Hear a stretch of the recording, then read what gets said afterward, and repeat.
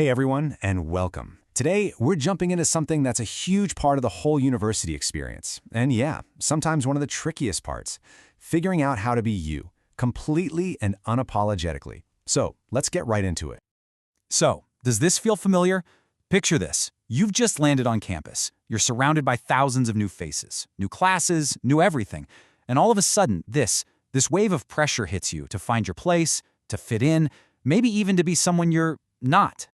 Well, if you're nodding along right now, the first thing you have to know is this. You are so not alone. That feeling is unbelievably common. And you know what? It's actually the starting point for a pretty incredible journey. Let's just call this first stage what it is, right? The freshman pressure cooker. It's that intense, high-stakes environment where it feels like everyone's watching, and you've got to figure it all out right now. I mean, think about it. You're trying to make friends. You're trying to figure out your classes. You don't want to look lost.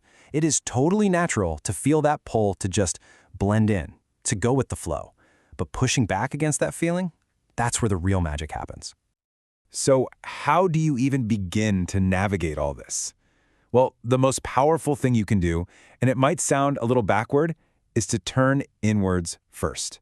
This whole journey to being yourself in a brand new place, it doesn't start with them, it starts with you. It really all comes down to building a solid foundation for yourself, and that happens in two key steps. Before you can ever really truly connect with other people, you have to connect with yourself. And that means 1, getting to know who you really are, and 2, learning to be okay with that person, flaws and all. Okay, so how do you actually do that? Knowing your identity isn't some big mystery. It's really just about taking a minute to ask some honest questions. Like, what do I really truly stand for? What are the things that genuinely get me excited and fired up? How did my past, the good and the bad, make me who I am today? And what are those little quirks that make me, well, me? Answering those isn't just navel-gazing, it's like finding your own personal superpower. And this gets to the absolute heart of self-acceptance. It's not about trying to be perfect. Your so-called imperfections, your mistakes, your weird habits, they're not failures, not at all. They're just pages in your totally unique story. And learning to own all of those pages is a game changer.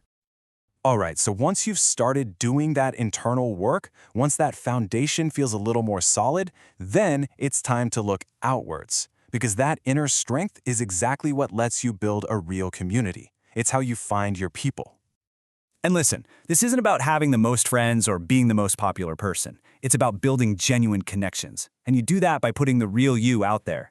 Join the gaming club because you actually love gaming, not because it seems cool. Talk about that nerdy podcast you're obsessed with. When you lead with what you're passionate about, you become a magnet for people who get the real you. You know, you're really at a fork in the road here. Down one path, you've got this constant, exhausting job of seeking validation, of changing who you are just to fit in. But down the other path, there's this amazing, rewarding journey of building connections where people value you for exactly who you are. And that's the huge difference between just having friends and having a real support system. Because that's the end game here, right? To find those people who don't just tolerate your quirks, but who actually celebrate them. People who think your weird sense of humor is hilarious.